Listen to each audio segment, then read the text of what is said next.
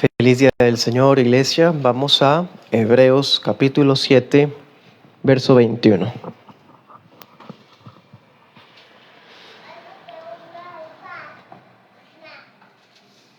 Les invito a colocarse en pie, vamos a leerlo a una voz.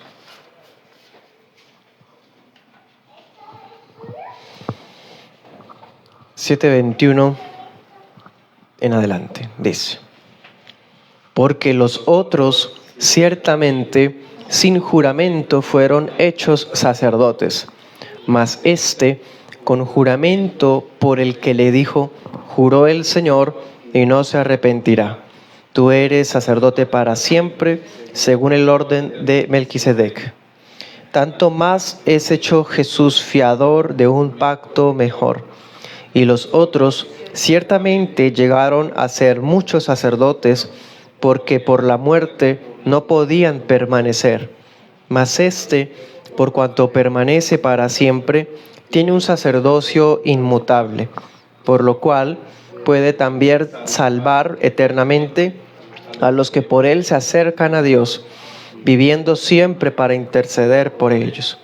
Porque tal sumo sacerdote nos convenía, santo, inocente, sin mancha, apartado de los pecadores y hecho más sublime que los cielos, que no tuviera necesidad cada día, como los otros sumos sacerdotes, de ofrecer primero sacrificios por sus propios pecados y luego por los del pueblo, porque esto lo hizo una vez para siempre, ofreciéndose a sí mismo. Porque la ley constituye sumos sacerdotes a hombres débiles, mas la palabra del juramento, que fue después de la ley, constituye al Hijo, hecho perfecto para siempre. Amén. Puede sentarse.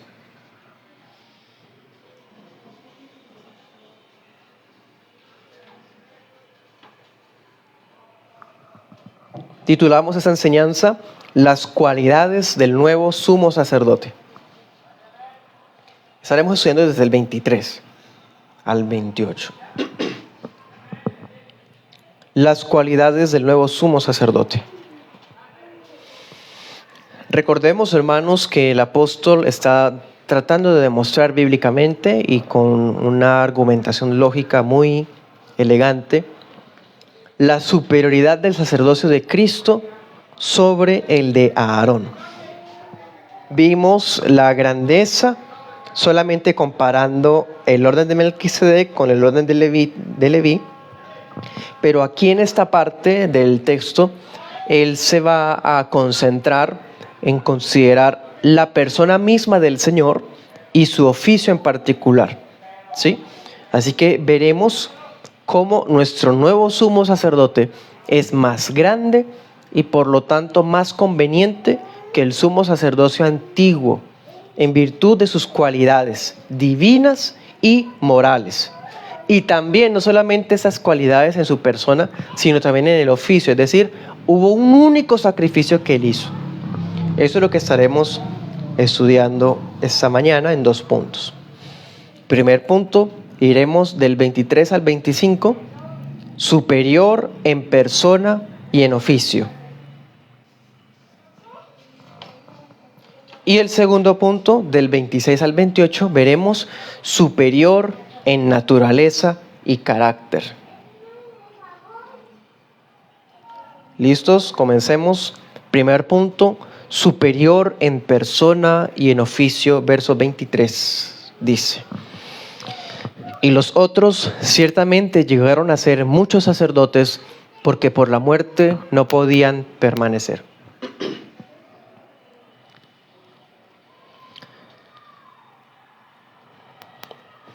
La muerte era el principal obstáculo que impedía a los sacerdotes hijos de Aarón continuar a perpetuidad con su labor. La ley estableció a los descendientes de Aarón para el sumo sacerdocio. Ellos estaban llamados a ministrar en el lugar santo y el lugar santísimo prácticamente hasta cierta edad de sus vidas y posteriormente hasta morir. El apóstol acá nos dice: por ello, los sacerdotes del orden aarónico llegaron a ser muchos, No solamente fue Aarón, es más, Aarón muere antes de entrar a la tierra prometida.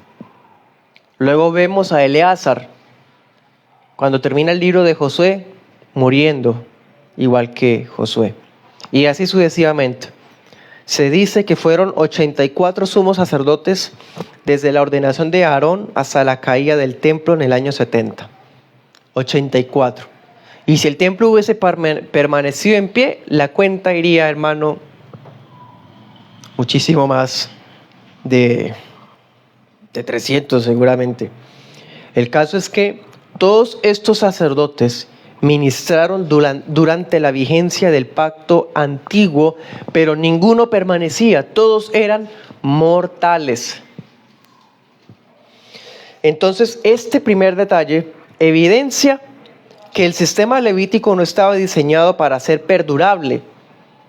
El simple hecho de que sus ministros, por su propia naturaleza, eran hombres pasajeros, implicaba que los sacerdotes de ese orden, que el sistema de ese orden también era pasajero.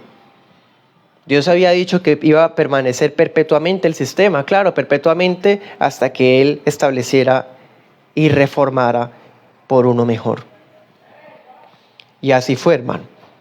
No podía perdurar algo que estaba sostenido sobre la muerte. Precisamente, mire el verso 23, dice: y los otros ciertamente, esa palabra está colocada ahí de adrede, como diciendo, esto es irrefutable. 84 sacerdotes, hermano, suena poco, pero implica 84 generaciones con un sacerdote diferente. No podían perdurar para siempre. Verso 24. Mas este, es decir, el del orden de Melquisedec, por cuanto permanece para siempre, tiene un sacerdocio inmutable. Entonces, los sacerdotes hijos de Aarón estaban sometidos a morir. En cambio, Jesús, aquel que es el nuevo sumo sacerdote, permanece para siempre.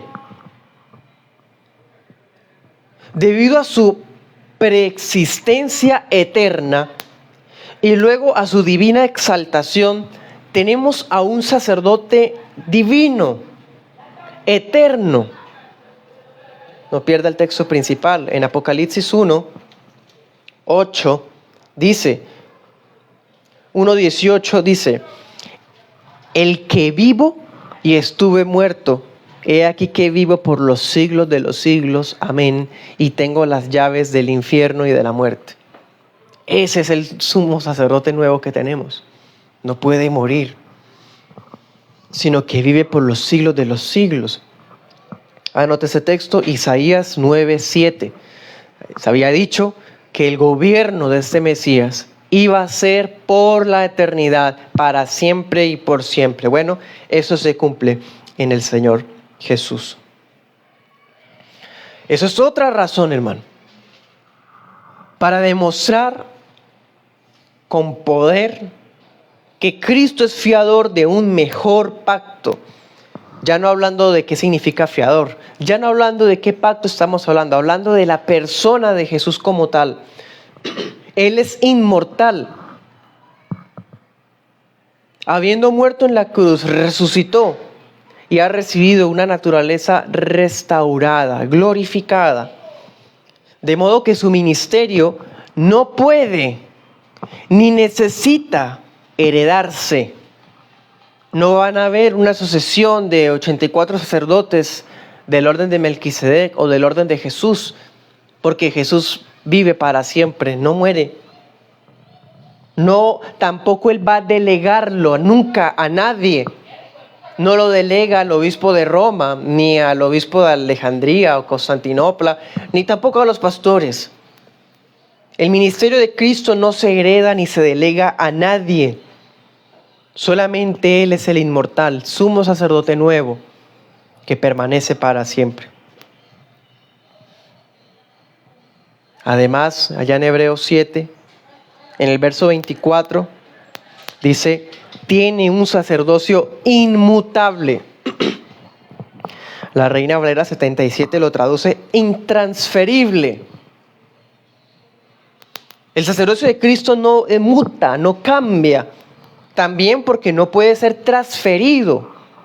El sacerdocio arónico podía cambiar. Aarón dejó de serlo, ahora entró Eleazar. Eleazar muere, sigue Fines, muere Fines. Y así sucesivamente. Cambia de nombre, cambia de portador. Pero Cristo es inmutable. Es inmortal y también es inmutable. Significa que como Dios no cambia, como sumo sacerdote no cambia en su persona, pero también significa que no cambia en su oficio. Y esto es importante. Por eso dice, por lo cual, verso 25, por lo cual puede también salvar eternamente, ¿sí? No va a cambiar, es inmutable. El oficio que cumplió en su momento, el sacrificio que llevó a cabo en su momento, como es inmutable su efecto, ya no necesita volverse a hacer. Impresionante. Entonces, hermanos, retroalimentemos para que no perdamos la idea. Los sacerdotes de la línea de Aarón estaban sujetos a la muerte.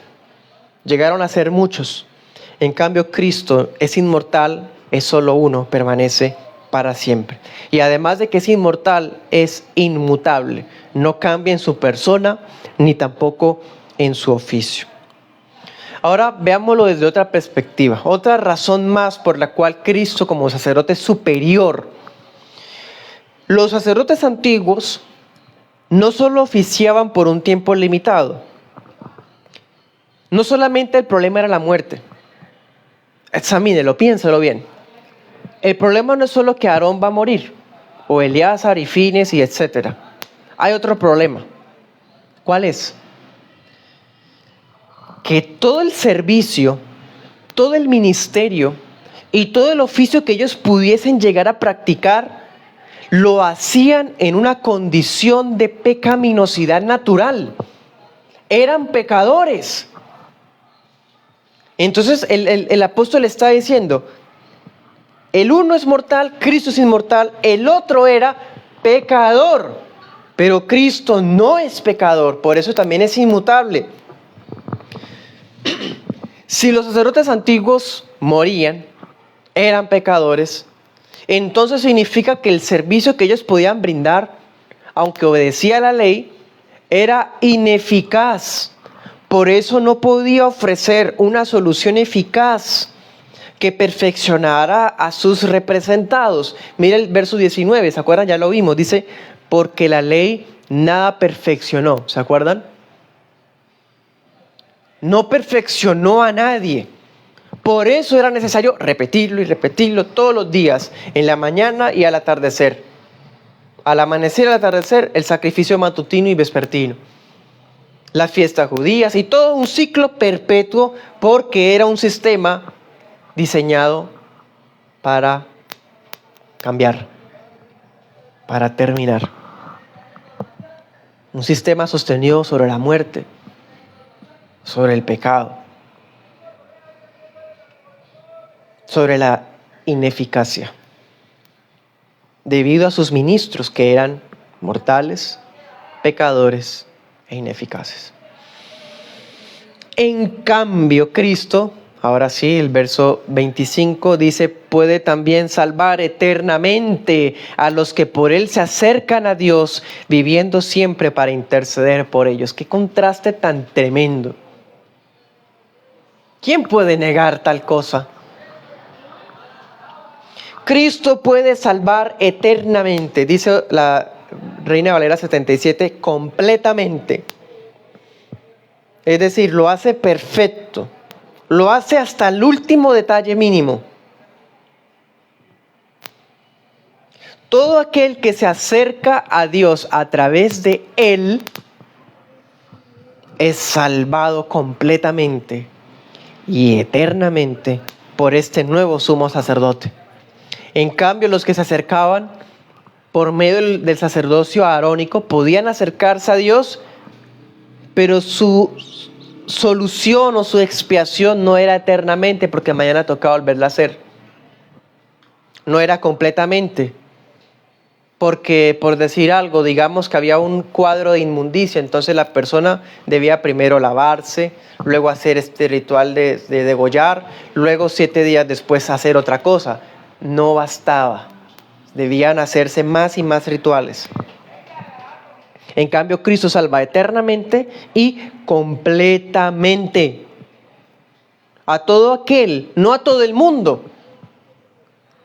¿A quiénes salva eternamente? ¿A quiénes salva completamente? A los que se acercan a Dios a través de Él. Así como el sacerdocio antiguo solamente servía para Israel y nadie más, Cristo solamente sirve para aquellos que se acercan a Dios a través de Él, a los cristianos, a la iglesia, nada más. ¿Y qué más dice el pasaje? Él vive para siempre, sí. Vive perpetuamente, ¿para qué? Para interceder por ellos. Su labor sacerdotal de holocausto, de sacrificio, fue tan eficaz que bastó una vez, lo veremos más adelante. Pero ahora, como ya no tiene que repetir más holocaustos ni sacrificios, ¿qué función cumple? La intercesión. Esa oración que Aarón hacía por el pueblo una vez al año, inmerso en esa nube de incienso, allá postrado, Cristo la cumple todos los días a la derecha del Padre, orando por los suyos, por los que se acercan a Dios a través de Él.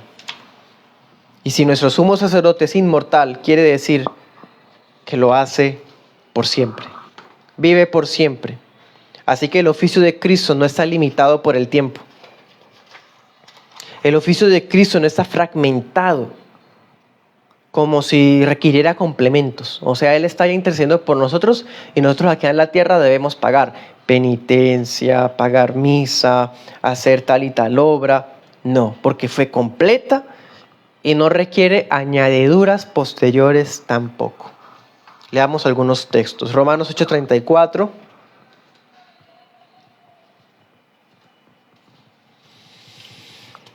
(8:34) en la parte C, dice, quien además está a la diestra de Dios, el que también intercede por nosotros. ¿Quién condenará, hermano? Cristo murió, también resucitó, además está a la diestra, intercediendo por nosotros. Otro pasaje, 2 Corintios 5:21. Dice, al que no conoció pecado, por nosotros lo hizo pecado para que nosotros fuéramos hechos justicia de Dios en Él. Él logró hacer que fuéramos justicia de Dios nosotros, imagínense. Algo que los sacrificios antiguos no pudieron realizar.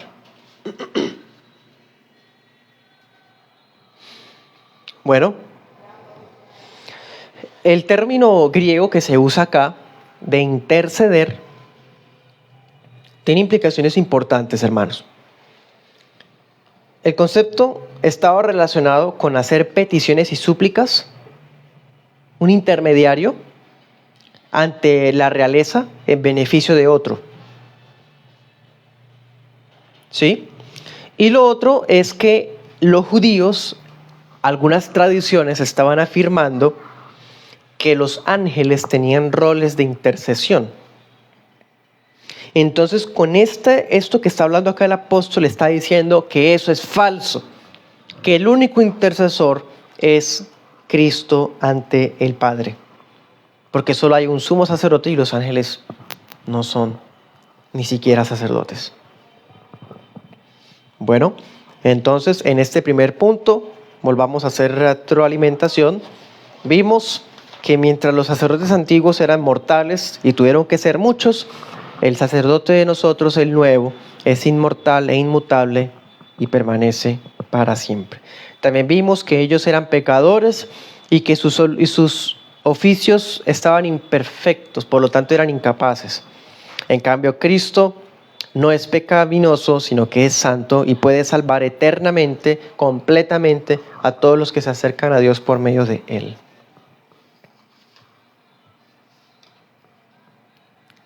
Vamos al segundo punto: superior en naturaleza y carácter. Verso 26.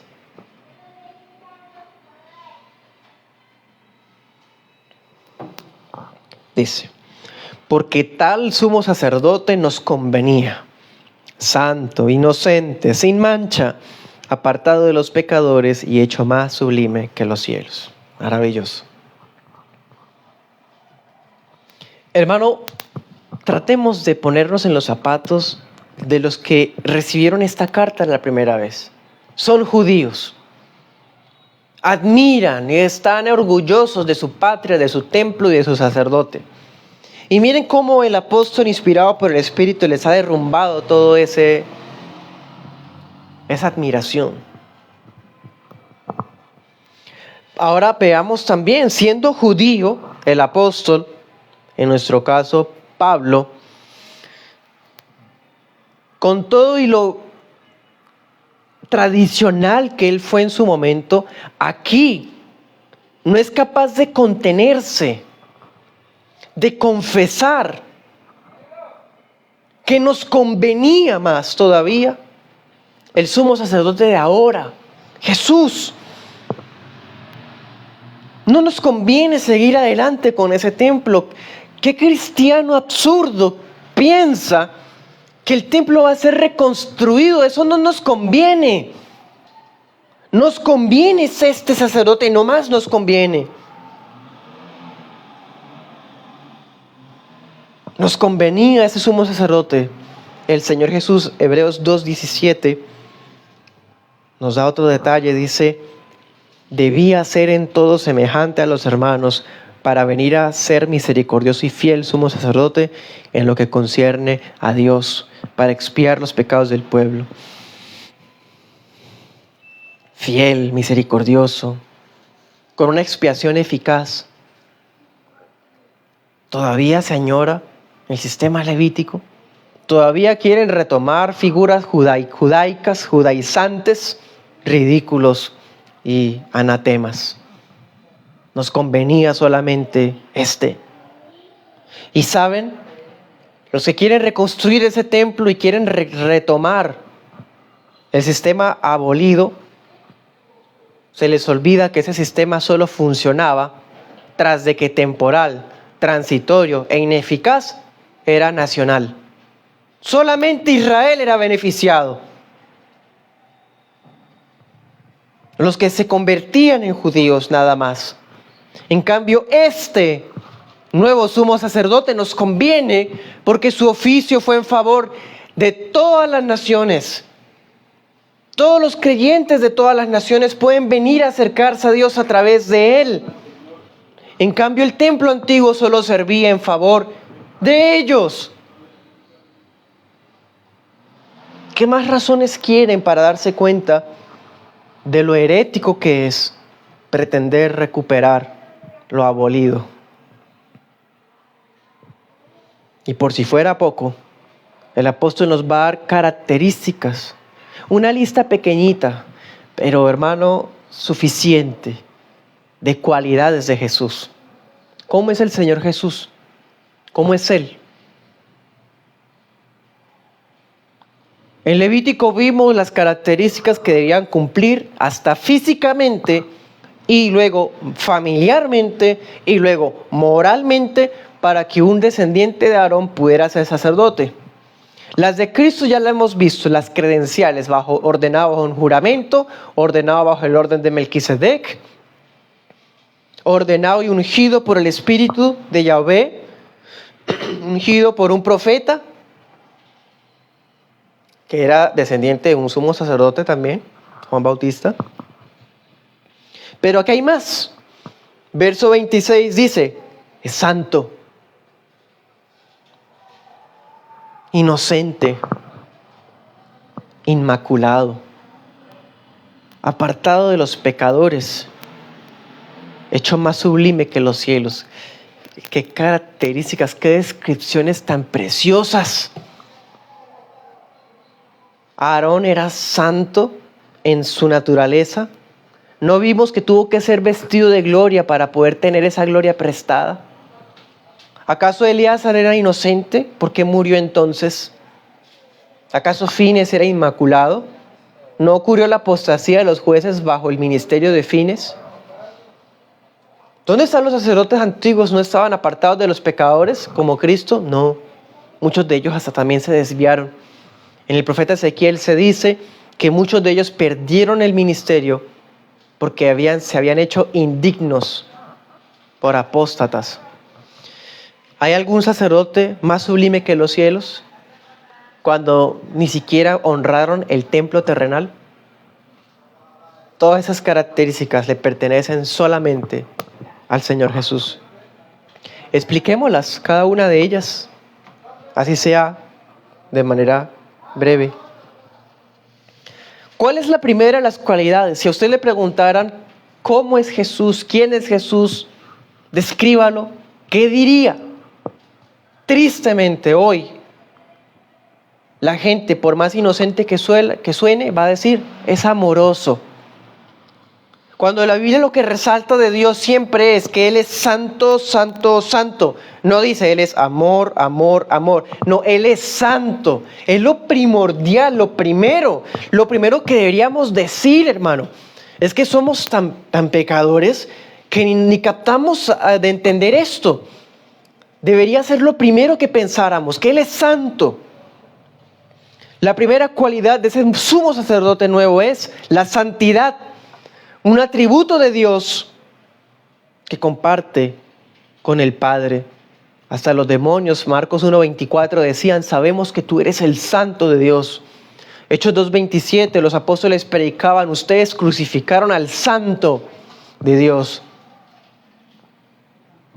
Así que cuando dice que Él es santo, inevitablemente debe hacernos recordar su divinidad. Romanos 9:5, Él es Dios bendito por los siglos de los siglos, hablando de Jesús. Es lo primero, hermano, santo. Ninguno de los del orden arónico era santo, en este sentido.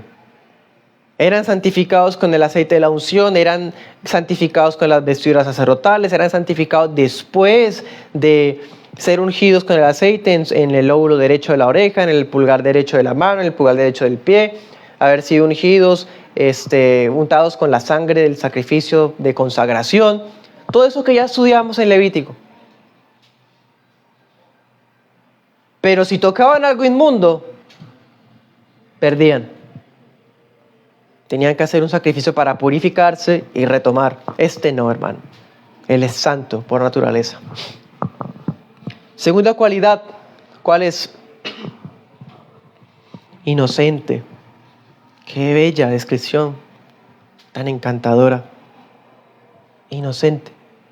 ¿A quién se nos ocurriría decir eso? ¿Cómo es Jesús? ¿Qué diría hoy un neoevangélico? Es amoroso. Piensa en los pobres. ¿Qué más diría un neoevangélico ahora, hermano? Pero ¿qué dice la palabra? Él es santo. Y luego dice inocente. Qué lindo. Pero qué profundo también. ¿Qué significa inocente? Bueno, que Jesús era íntegro de corazón. Íntegro de corazón. Un día trataron de acusarlo de algún pecado o de que era bastardo, algo así.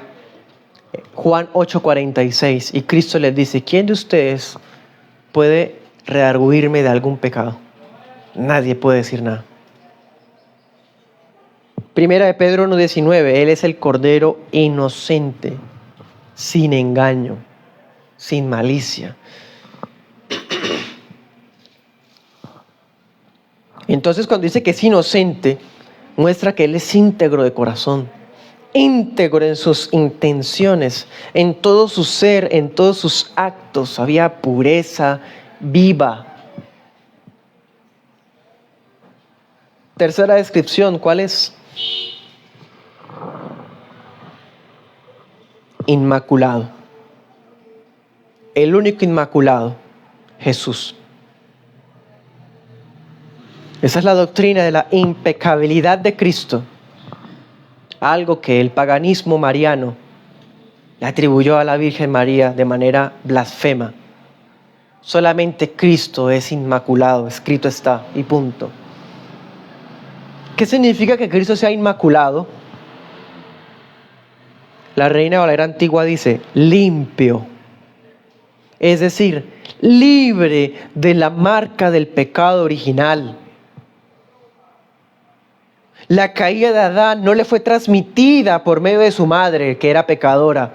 No le transmitió a él el pecado, porque fue preservado por el Espíritu que lo concibió. Lucas 1:35 dice, el santo ser que nacerá es hijo de Dios, es santo ser, santo, no porque es hijo de María y la Inmaculada Concepción del paganismo papista, sino que es santo porque fue engendrado por el Espíritu Santo. Por eso es inmaculado. Todos los descendientes de Aarón eran hijos de generación ordinaria, es decir, hijos de padre y madre. Cristo solamente de madre y del Espíritu. Otra cualidad, ¿cuál vemos? Apartado. Aquel que lee la Biblia de manera simplista va a decir, ¿cómo así que apartado? Si hasta se decía él que era amigo de publicanos y rameras. Bueno, esa era la calumnia que decían los fariseos. También dice que era glotón. Bueno, esa era la calumnia de los escribas. ¿Pero acaso no estaba rodeado de pecadores? El apóstol lo llama apartado. Otra expresión que a nosotros tampoco se nos hubiera ocurrido. Descríbanme a Jesús. Ninguno de nosotros hubiera dicho esto, hermano. Apartado. ¿Qué significa apartado? Bueno, sencillamente que aunque estuvo en este mundo rodeado de hombres caídos, un mundo bajo la maldición del pecado, eso no lo afectó en absoluto. Y cuando los pecadores venían a él, eran transformados, no seguían siendo pecadores. Si en alguna manera alguna prostituta se acercó a él o algún publicano, les aseguro que dejaron de ser lo que eran. Hebreos 4:14 dice, teniendo un gran sumo sacerdote que traspasó los cielos, Jesús, el Hijo de Dios. Dice el 15 también, porque no tenemos un sumo sacerdote que no se pueda compadecer de nuestras debilidades, sino uno que fue tentado en todo, según nuestra semejanza, pero sin pecado. Tenemos uno solo, sin pecado, inmaculado, apartado. Bueno, es decir, permaneció siendo santo y sin mancha aún mientras estuvo aquí en este mundo. Última característica. Si les preguntara a ustedes, hermanos, otra descripción de Cristo, ¿qué se les ocurriría decir? Bueno, aquí el apóstol dice algo que quizás tampoco se nos hubiera ocurrido, pero que es majestuoso. Dice, sublime. ¡Wow! Sublime. Nadie es sublime, solamente el alto y sublime. La Reina Valera 95 dice, encumbrado por encima de los cielos. La 2015 dice, exaltado más allá de los cielos. Sublime. Hoy está totalmente alejado de la corruptibilidad de este mundo. Está más allá de toda la creación, a la diestra de la majestad. Solamente Él es sublime. Qué hermoso. ¿No nos convenía un sacerdote así?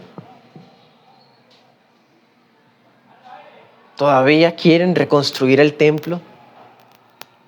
¿Arremedar el sistema arónico como hizo Roma? ¿Todavía pretenden un papa o la intercesión de María y de los ángeles? Eso es simplemente no conocer a Cristo. Cito a Calvino.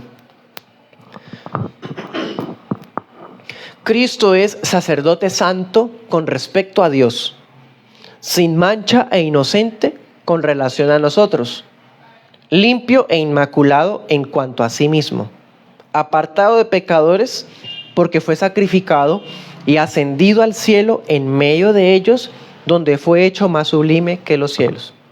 Cierro comillas. Sigamos adelante, verso 27.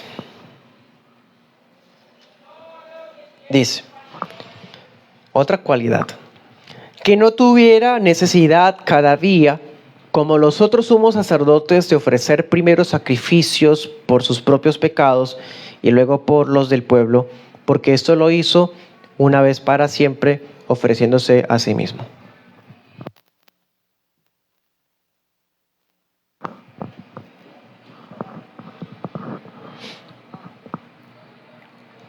El autor cierra con broche de oro. Exalta más todavía a Jesús. Ahorita nos describió su persona, cualidades de él como persona, como sacerdote. Y ahora en el oficio. ¿Qué dijimos ahorita del oficio? Que los sacerdotes debían prácticamente repetirlo y repetirlos y repetirlos, eran ineficaces. Pero aquí él añade otro detalle. Los otros sumos sacerdotes, porque eran pecadores, debían ofrecer sacrificios primero por ellos mismos. Ni siquiera con las vestiduras sacerdotales los eximía de hacer sacrificio por ellos. Levítico 4:3, Levítico 9:7 y Levítico 16 muestran eso. Primero, antes de orar por otros, hacer un holocausto por otros, debían hacerlo por ellos mismos porque ellos eran los primeros pecadores. ¿Qué decir entonces de Cristo, del oficio de Cristo? Bueno, algo muy interesante. Primero, dada su divina identidad, nuestro nuevo sumo sacerdote no tiene las mismas necesidades de los sacerdotes de antaño. Ellos eran hombres mortales, sujetos a necesidades. Cristo no. Él es Dios libérrimo, independiente. Así como Dios Padre, Dios Hijo es así. Tiene relación con la aceidad de Dios, ¿no? No hay necesidades en Él. Ni siquiera en su condición humana requirió presentarse cada día en el templo para ofrecer sacrificios por sí mismo. Ni siquiera, hermano.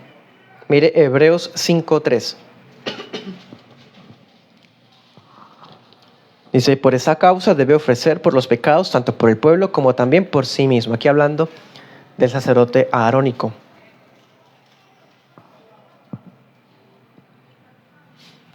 En cambio, Cristo no necesita esto.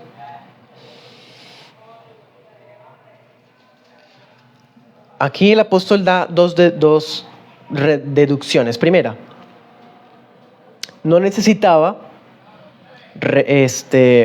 hacer sacrificio por él, porque él es santo. Segunda deducción, siendo sacerdote inmortal e inmutable, su obra, su oficio, bastó que fuera una sola vez.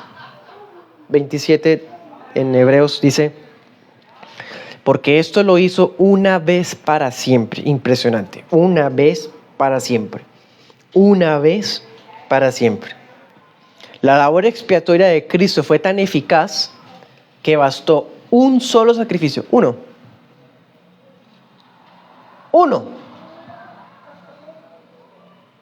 Cuando se ofreció a sí mismo.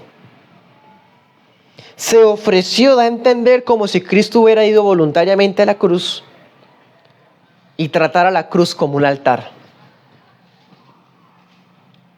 Como si este nuevo sumo sacerdote fuera sacerdote y víctima a la vez. No sangre ajena, su propia sangre. Y se cumple Isaías 53:10.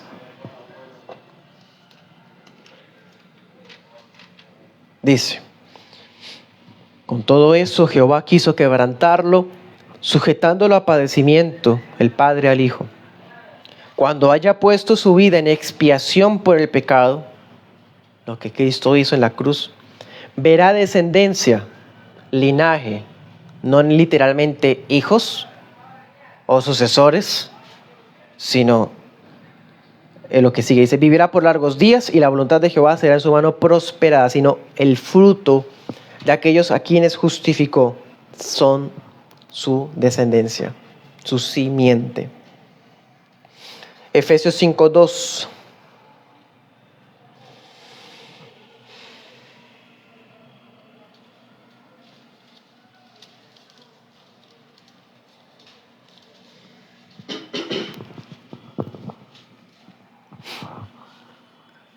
Dice, Cristo también nos amó y se entregó a sí mismo por nosotros, ofrenda y sacrificio a Dios en olor fragante. Hermano, póngase a pensar si a Jehová agradó el aroma del sacrificio de Noé, del sacrificio de Abel, del sacrificio de Abraham, de los sacrificios de los israelitas en el tabernáculo y en el templo. ¿Cómo habrá sido agradable el de su Hijo? El oficio de su Hijo.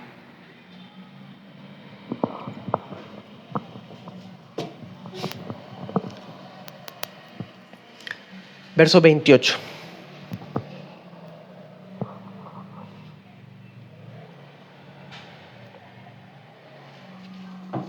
Porque la ley constituye sumos sacerdotes a hombres débiles, mas la palabra del juramento que fue después de la ley constituye al Hijo hecho perfecto para siempre. Este versículo resume todo. Todo lo que él ha estado hablándonos desde el 7, desde que comenzó a retomar el tema en el 6:20, hacia abajo. Bueno, aquí está el resumen. En resumidas cuentas, la ley antigua constituyó sumos sacerdotes, ¿a quiénes? A hombres débiles. Ya vimos qué significa. Mortales, pecaminosos, ineficaces. Y todo lo que hemos visto en todas las prédicas de aquí hacia atrás. En cambio, el juramento del Padre, es decir, una palabra de Dios que vino después de la ley de Moisés, constituyó al Hijo de Dios como sumo sacerdote. Y Cristo, cuando se hizo hombre, dice, ha sido hecho perfecto para siempre. Eso está en la contemporánea, Reina Valera contemporánea. Ha sido hecho perfecto para siempre. ¿Acaso no era perfecto ya? Como Dios sí, pero como hombre fue perfeccionado. Es decir, satisfizo a plenitud cualquier tipo de requisito para asumir el oficio sacerdotal del nuevo pacto. Cumplió todo a cabalidad, como hombre. Porque como hombre debía ser ordenado, como hombre debía ser constituido como sacerdote. Como hombre debía ser perfeccionado. Eso ya lo había dicho en unos textos atrás. Miren 2:10. Dice, convenía que aquel por cuya causa son todas las cosas, el verbo, y por el cual todas las cosas subsisten, habiendo de llevar a muchos hijos a la gloria, hijos, o sea, verá descendencia, decía Isaías, perfeccionará por aflicciones al autor de la salvación de ellos. Es decir, el Padre perfeccionó por medio de la aflicción a Cristo. ¿Sí? Entonces, nuestro sumo sacerdote, aparte de todo lo que hemos visto de sus cualidades, de su oficio, fue perfeccionado por el Padre para ese oficio. Ningún sacerdote antiguo fue perfeccionado por el Padre. Para terminar, les voy a decir 2 aplicaciones. Perdón, 3. Primera aplicación. En esta época individualista, todos quieren buscar a Dios a su manera, egoísta. Esta época relativista, donde todas las opiniones son respetables, donde lo importante es buscar a Dios, así sea que usted vaya a tal lugar o al otro o al otro. Bueno, en medio de esta época así posmoderna, donde cada cual se hace un Dios a su manera o se acerca a Dios a su manera, bueno, es una evidencia del terrible problema que abarca esta generación, esta época. Hay una profunda ignorancia de la doctrina de la mediación. Ese es el problema de raíz de la generación nuestra. La falta de comprensión de la doctrina de la mediación. La gente, porque se siente digna, que tiene derechos, que es buena, que son hijos de Dios, entonces pueden acercarse cuando quieran, como quieran, donde quieran, a quien quieran, porque ellos son los dueños de sus propias vidas. Dese cuenta, eso que heredó de la Revolución Francesa ha repercutido hasta este momento, hasta en las iglesias. Y eso realmente es un ataque a la doctrina de la mediación. Porque, ¿qué es eso de la doctrina de la mediación? Esa es la clave del cristianismo. La clave de toda la Biblia. ¿Qué es la doctrina de la mediación? Bueno, lo que el apóstol está implicando. Todo este tiempo que hemos estado hablando de sacerdote, sumo sacerdote, orden arónico, orden Melquisedec, ¿para qué sirve? Bueno, el hecho de que preguntemos de esa manera demuestra la ignorancia. La mediación significa la necesidad universal de un mediador. La necesidad de un sacerdote legítimo. En esta generación la gente quiere buscar a Dios a su manera. No, pues yo no necesito una iglesia, yo leo la Biblia en la casa, eso es lo importante. No quieren sacerdote, ellos quieren ser los sacerdotes de su propia vida. Pero el Padre le ha agradado constituir a su Hijo como mediador, como sumo sacerdote. O sea, todo aquel que se acerca a Dios a su manera está destinado a ser fulminado. Porque hay un solo mediador. El sacerdote implica, ¿para qué nos sirve que Cristo sea el orden de Melquisedec? Bueno, porque Él estableció que tiene que haber un mediador. Eso de por sí tumba la herejía unitaria. Tiene que haber un mediador. Mediador implica a alguien que se coloca entre dos partes.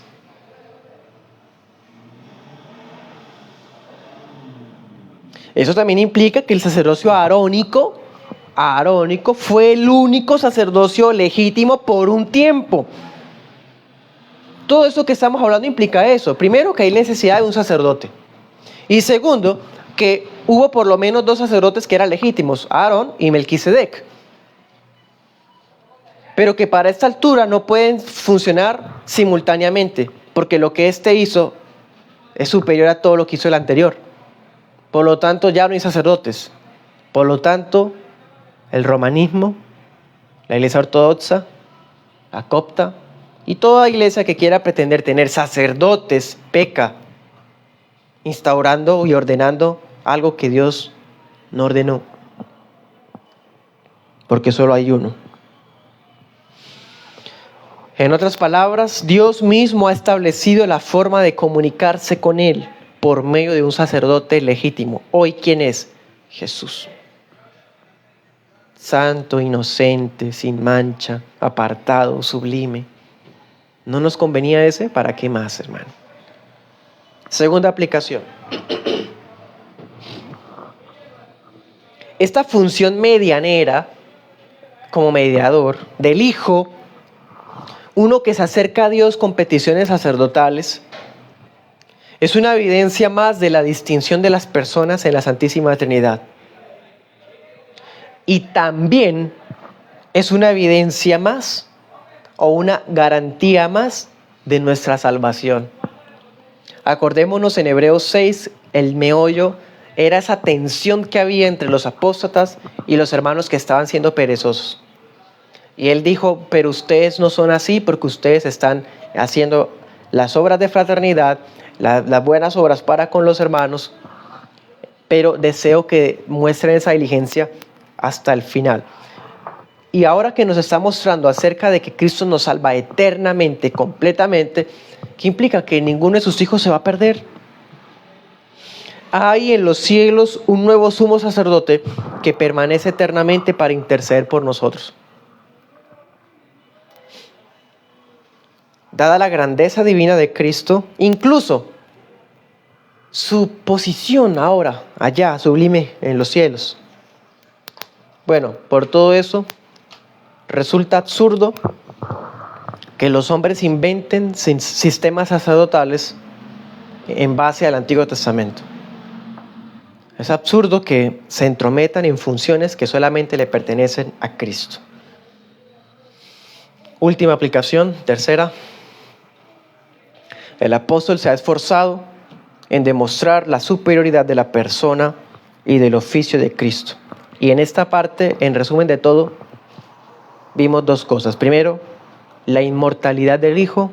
Segundo, la eficacia de su sacrificio. Comentó Kistemaker, mientras el sumo sacerdote arónico era conquistado por la muerte, Jesús conquistó la muerte.